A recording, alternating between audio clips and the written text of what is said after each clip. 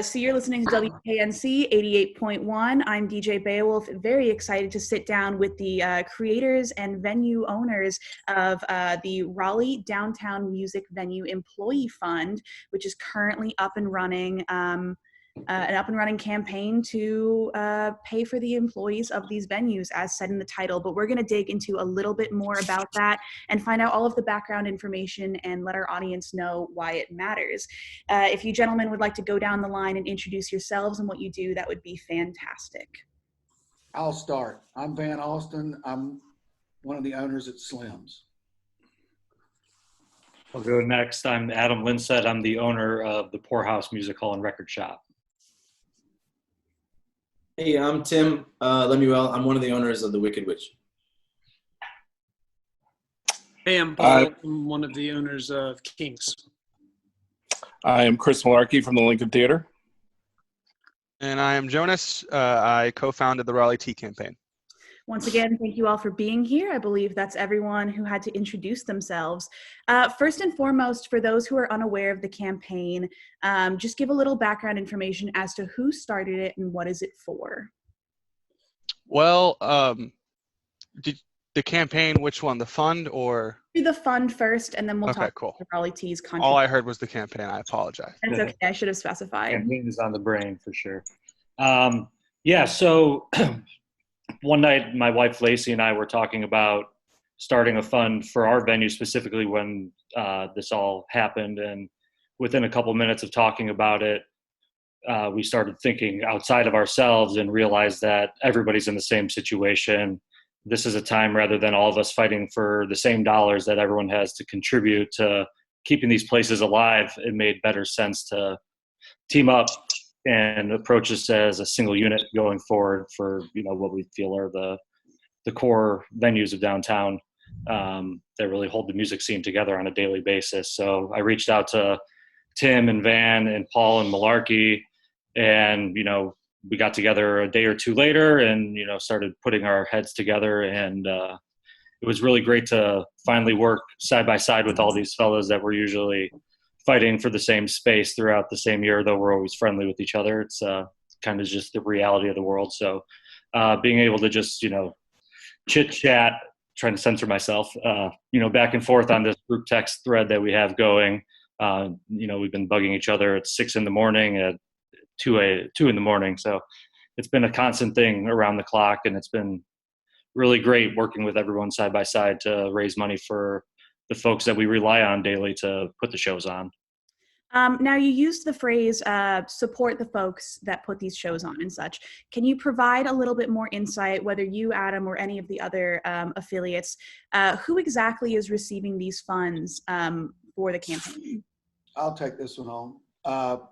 This is going to the door people, to the bartenders, and to our sound tech people.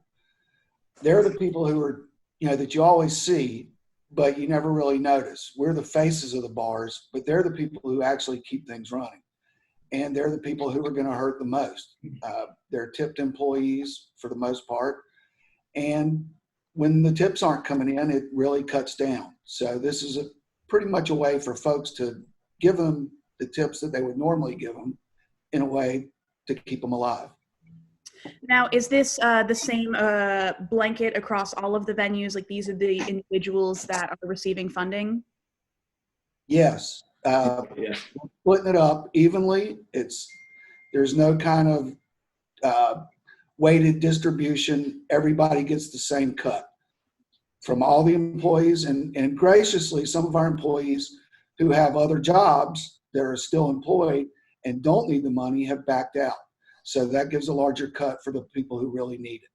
Well, that's incredibly kind. What percentage of your organizations, you can obviously spitball this, but roughly how many individuals would you estimate are receiving this funding? Well, we totaled it up this morning, and it's 43 people that are receiving it. Wow, it's a pretty big number, and you guys are doing incredible work. In order to raise this money, how have you been promoting the fund, and where can audience members access it?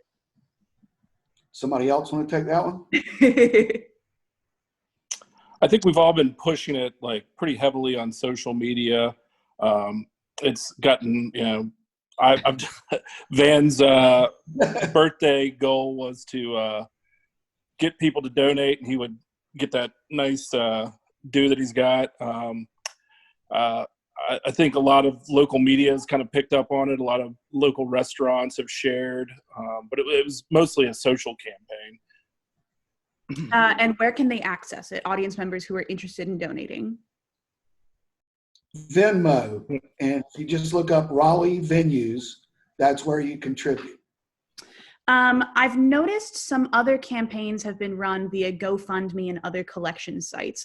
What was the purpose of choosing Venmo as opposed to another host? Because we were morons. Well, we actually, our original reason for doing that is so that we wouldn't have to worry about hitting a mark and to receive the money, but also to get a bigger cut of the money to go towards the employees, as opposed to GoFundMe, where GoFundMe is a little more public, but you lose a cut of the money, and you also have to hit a mark before you're able to take the money out. Interesting. I was actually unaware of that fact. What if someone has or doesn't have a Venmo? Can they contribute in another fashion? Yes. We've had a whole lot of people that have contributed to the bar owners directly, and then the bar owners get it into the Venmo campaign. I guess, and please don't take this as any insult whatsoever, is there any method of accountability for making sure that happens? It's pretty transparent. Yeah. You can see all the transactions that take place on the whole entire thing. So that's another reason we used Venmo and a thing like that, so we could definitely track it. And if anybody wanted to take a look, we can always show them. Yeah. Yeah, you can definitely just go to any Venmo accounts page and see it all there, which is certainly a benefit, as he pointed out. At this point, has any of the money been distributed yet? We're doing that today. Doing that today. So is it going to be on a rolling basis? Do you have like a 2-week payout system, or? We have some monthly and weekly goals to make that we're trying to hit before we pay out. But I bet if we didn't hit the goals, we still pay out probably bi-weekly. Absolutely. And I guess, how is the money being distributed? Well, it turns out that you can't distribute more than $3,000 a week on Venmo.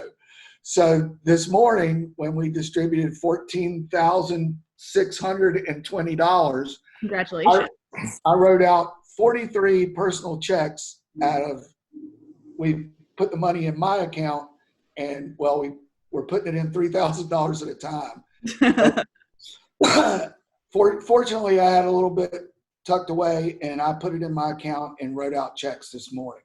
But that's why I keep laughing every time we talk about the distribution, because we literally had no idea that you can only distribute $3,000 a week. They don't really tell you that when you make an account, no. But I guess it means that you guys have had incredible success in raising the money. My next question, which wasn't on the sheet that I provided you, a little audience insight there. Can you talk a little bit about the public reception regarding this fund? How people have discussed it with you, and what people seem to be saying regarding it? Paul, why don't you chime in here? Hey. Well, I mean, it's funny you said it like that, because I really haven't seen very many people. Oh. But I've just gotten. Yes, you will. When the campaign first started, there was some questions about what it was and how people. I've got like 3 people, I think, sending me checks, which I will do like Van's done and put that money into the Venmo account. But most of the correspondence for me was just people happy just excited that what Adam started. I mean, I think anybody that knows us knows we all get along pretty well anyway, but from the outside, I think people kind of have a perception that bar owners and venue owners probably have some friction. But from the same pool, you gotta. Yeah, I mean, you have to fight for the cut. We do have to fight for the cut sometimes. That's true, but not now. It's actually really excellent to see you all coming together. One question that I neglected to ask earlier was why the 5 of you, and why these specific venues, as there are further Triangle venues and other locations in Raleigh specifically? Well, Well, I think most of us are located, within walking distance of each other. We're all in the heart of downtown. If you look at a lot of bands, I mean, there's a lot of bands that started out at Slim's and have graduated to Kings and the Poorhouse and the Lincoln, and I think the relationship that all of us have, it's kind of based off of one another. Bands come up, bands go down. We're all friends with all the same musicians. It's a pretty tight-knit group from my viewpoint. I would assume everybody else feels the same way, but I mean, I think there's a deep connection between all 5 venues. I mean, I've known a lot of these guys for 20 plus years. Venues come and go, but I mean, I think collectively between all 5 venues, we've been around a long time. Yeah. And also, there are other places to see music downtown, but we're basically venues and that's it. There are other places where you can, that are sandwich shops and restaurants where they have music, but we are just plainly venues. And so that gives us more of a bond, I believe. Absolutely. For someone who, and while I disagree, there are skeptics out there, for someone who says that, people shouldn't donate, your staff members should just file unemployment so much, what is the validity of this fund? Like, what purpose do you serve in the community? Why is it important that they donate to this? I think tipped employees don't ever get the same access to unemployment just because of being cashed in tipped employees. I think they just have a different shake when it comes down to filing for unemployment. So I think it's important to take care of those type of people. Mm-hmm. And also, it's a lot of it is people reaching out to us wanting to know how they can help our employees. And it's not necessarily us, begging for money for our employees. It's more of a reaction to what can we do to help these folks that we normally see 2 or 3 nights a week. How can we help them out? And this gives them an opportunity to do that. I don't think that may have been a bit of a cynic's question, and from my perspective and many of the individuals that I know, I think it's incredibly obvious what purpose these venues serve as being, the heart of the Raleigh community where artists are born and flourish. And it also creates a community beyond the artist circle because people can just come and hang out and exist within these spaces that you've curated. And for us to lose employees or the venues themselves would be an incredible strike to what makes Raleigh great. Pivoting back towards the fund itself, though, I'm aware that a couple venues are running more than one fund. How are you balancing doing both of those, and how is it split between multiple venues? Well, this fund is Neptunes. This fund is for employees of the venues.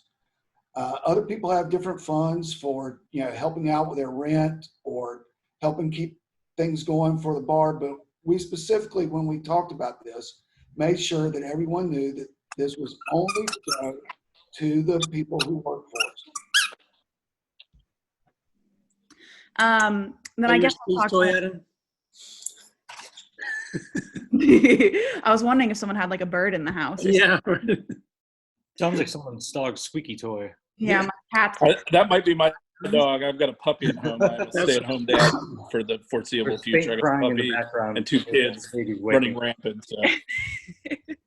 Well, if the puppy ever comes over, feel free to bring it into frame. Would certainly be good clickbait. It's my kitty cat. Oh, hello, kitty. But before we get too terribly off track, would y'all be comfortable discussing funds that are in place to keep the venues open? As I think it's important to make people aware of all of the challenges you're facing. Yeah, totally. I'm running one right now, the Raleigh Queer Venue Initiative for Ruby Deluxe and Night Rider and Wicked Witch all at once, and that fund along with the Venmo, which is Ruby Deluxe, the Wicked Witch on Venmo, are split between the venues and the staff on a staff meeting and talking about it level and deciding what we should do with the money and where it should go and whether it goes towards some folks, some of my staff that have had some grocery issues or some rent issues on their own, and then also our venues rent, which we've received a little bit of leniency on one of the venues, but no leniency whatsoever on the other venues. So we definitely started a private one to make sure that we're there when people are able to go back. Yeah, and we set up a fund as well that is intended to go to operating expenses to cover things like rent. To be 100% transparent, our rent is scratching at $9,000 a month, and at this moment, if we're forced to close for 3 months, and the current feedback from our landlord is that our rent will be deferred. We don't have to pay it right now, but we will have to pay it in the future, spread out over a year. So if it's 3 months that we're down because of this, that's $27,000 that we have to pull out of thin air, basically, because we don't have that to pay for the rent. With this new CARES Act that was just put through over the weekend, in theory could allow us to put our staff back on payroll. It could allow us to have rent forgiven completely by the government. And in the case that that does happen, anything that is left in that fund that no longer needs to go to operating expenses because it's now covered, and we basically hit the pause button and we don't owe anybody else any money. We can kick all that money back into the employee fund to be distributed between everybody. I think all of us are extremely hopeful about the CARE Act.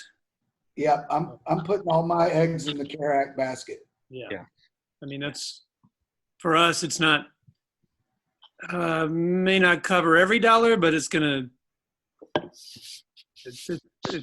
to be what has to happen for tons of restaurants and bars to open again. And we're closed to no fault of our own. We were all operating perfectly adequate businesses above ground. We had happy people coming to see us and happy people working. This is like a disaster without the government having to pay to rebuild roads and electricity grids and all that. So as far as I can tell, this is the right thing for the government to do because this is a disaster. But you don't have trillions of dollars of infrastructure to pay for. You simply have billions of dollars of people to help them pay for their, life necessities. Hey, real quick, Paul, do you mind if I use that as Slim's next tagline? Slim, a perfectly adequate venue. Yeah. That might be too high praise for Slim. Now, this may be kind of a given, but for individuals who aren't keeping up with the news and stuff, is it correct to say that your venues are closed entirely at the moment? For example, I know that the Poorhouse also has a record shop. Is that also closed? The record shop is closed. Over the last week, we were operating the record shop for delivery and pickup. We definitely had a couple orders, nothing overwhelming or the volume that we would normally see. 5 orders a day, 4 orders a day, some days none. I think the first day we did it, we had like 7 orders. So there's not a lot of work for folks to be doing. All of my staff, I'm keeping them, the people that are trying to keep busy, they've got records at home that they're cataloging. And, I'm going to be doing everything I can to pay them as much as I can for that work as well in the meantime. Besides that, we switched over to shipping only yesterday. We're slowly building on that, trying to figure it out. It's not something we're not prepared for. So it's been a lot of fumbling, trying to figure out the best method forward for, building an online store with an inventory of, 7,000 things. So It's been a little bit of a bear to deal with, but we're getting there and getting close. And hopefully in the next week or 2, week and a half, we'll have something much easier to navigate with a much easier checkout process, automated shipping and all that good stuff to make it easier for the customer to purchase and see what we have. Slim's is flat out closed. Yeah. Ruby, Night Rider, and Wicked Witch are closed. And the Lincoln's closed till May 28th at the absolute soonest. The only thing that I'm doing is rescheduling shows, and I'm selling T-shirts out of my bedroom, and that's about it. Now, regarding, Adam's quote was doing everything that you can. And we had earlier talked about community involvement. This is Jonas's cue, if he's still listening. I wanted to ask a couple questions about the Raleigh Tea, if he is available, as I know that that is a non-affiliated startup that is contributing at least partially to the Raleigh Downtown Music Venue Employee Fund. I Correct. should have memorized the acronym by now, but I haven't. I haven't either. People keep asking me to explain it. Like I had to type it in for iHeartRadio, and I was just like, "What is it? Is it Downtown Music Venues Fund, Raleigh Music Venues Fund?" I have to go back and forth, so I don't feel bad. You're contributing and you kind of know it, so you're good. Close. Let's just talk about this because you are one of the largest, as I said, non-affiliated startups that is trying to pump money into this fund. But I know that this is not the only campaign to which you are contributing. So let's just back it up a little bit. What is the Raleigh Tea and what was its inception? So literally a week ago today, pretty much, I was getting off of work from my home desk, and I was clocking out and going into the kitchen, and I looked at my roommate, Austin Chappell, who co-founded it with me. I looked at his screen, and he just got like a shirt with that symbol on it and like 2 stickers. And I was like, oh, that's really cool. That's like a really cool idea. And he was like, yeah, I wish we could like sell it. And I was like, I mean, we can. Well, then we thought about, well, who gets it? And I was like, well, it's my life. The turmoil of my life is the fact that I don't have music and downtown life right now, because that's just kind of what I did. And I realized that those are the people also in turmoil. Mm-hmm. So if we just make something, because I with my work in music, I have connections with the venues. I know most of these people. I have connection with merchandising and stuff like that. I was like, I can put something together very fast to get money into people's hands. Because it's split between y'all's fund and it's split between the NC, what's now the NC Restaurant Workers Fund. It originally was the Triangle one. And it's just kind of, I think I messaged Jessica, who works for Adam, and I messaged Mike, who works at Slim's, and I messaged Kay, who works at Wicked Witch, and I think I literally just DM'd Kings. And that's right. Yeah, I just DM'd Kings, and I was just like, hey, we want to do this. We don't really know what's going to happen, but I got to do something, because I spent the first week of my life just incredibly helpless, and I couldn't imagine feeling that helpless and like needing the help, because I have the privilege of working from home right now. My life is not really in full turmoil the way some people's had. So it just kind of started from there, and it has taken off in a mildly overwhelming manner, but in a good way. We're past 500 shirts. We're trying to get a new colorway coming. We're working really hard to somehow get Durham kind of the same help that they need as well, but they're just smaller and it's harder to organize. But it's just been my act of service that I can do, because the last 2 years, these guys' venues have been a huge part of my life, and I just wanted in some way to return the favor. Really powerful statements to use what is clearly the most cliche phrase ever. So powerful. Yes. But genuinely, the work that everyone in this call is doing, myself excluded, is incredibly important. And you're making a huge impact on these communities. For clarification, though, Jonas, this was not something that you had planned with the venues. This was just like a startup of your own design with your roommate? Yeah, literally. We planned everything out. We made the shop online, and I was like, when do we go live? We should go live here. And I just, from, again, my work in music, I understand the impact of social media. And I was just like, if we can all announce this at the same time or close to the same time and get as many eyes on it as possible, there's a chance that we can actually like really do something here. So it was just a matter of, we made everything and then we asked everybody like, hey, can you post this? It was as simple as that. Are you comfortable talking numbers regarding prices of the merchandise, where someone can access the merchandise, and current sales going towards the North Carolina Restaurant Workers Fund and the Downtown Music Employees Fund? I'm fairly comfortable. My business partner, not even business partner, literally my roommate, Austin, he handles most of the numbers like in real time. But I can kind of I'm fairly comfortable. Or whatever you'd like to. So yeah, we're past $10,000 in sales. And because of the work we've done with a friend of his, Shelly, and I think her company's name is W Compliments, we basically have been able to make these shirts at under $4 a shirt, which is normally you wouldn't be that transparent, but we're not a merchandising company. So that's a lot of money now that's going to be able to go to straight to these funds and straight to the people, because we're not doing anything but that. So that's going to roughly translate. It should be around at this moment about 3,000 per fund. I've got a question for you. When are you going to distribute? As soon as Facebook gives us the money. The issue with Facebook Shop is that it's incredibly new. And so they don't even really know how most of this stuff works. How we think it works, and how it says on the website at least, is that once we've fulfilled the orders, once the orders have shipped, they will give us access to those funds within a certain amount of business days. Yeah, well, welcome to our world, trying to figure this stuff out. Yeah, exactly. No, when you said the thing about Venmo, I was just like, yeah, I mean, how would you know that? And it's the same thing with Facebook Shop. It's like this will be live by then. We put a new colorway up on the shop like 4 hours ago. We don't know why it's not on there right now. We can't announce it until it goes up. We're just waiting for Facebook Shop to do its thing, and so it's just a weird process. But hopefully, we're trying to get it as soon as possible.